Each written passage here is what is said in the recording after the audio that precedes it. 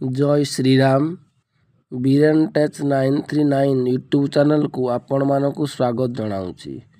अंगूर सहित आमे समस्ते परिचित। कौनसी रोगाक्रांत व्यक्ति को आमे अंगूर पथ्य रूपे खाइया को देई थाउ, किंतु सर्वदा संपूर्ण मीठा अंगूर खाइबा उचित। बजार रे मिलुथिबा अपरिपक्व कसी अंगूर और खट्टा किसमर अंगूर खाइले दांत नष्ट हो जाए और पेटरे अम्ल एसिड हुए।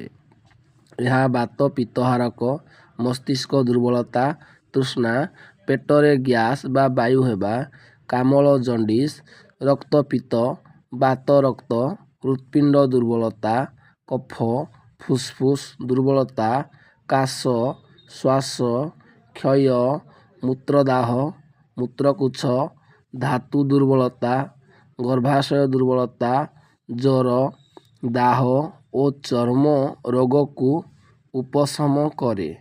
दुर्बल शरीर व्यक्ति प्रतिदिन किछि मीठा अंगूर खाइबा खूब हितकर होइथाए। कफ को शरीर बाहर करिबा पाई यह एक भल कार्य करिथाए।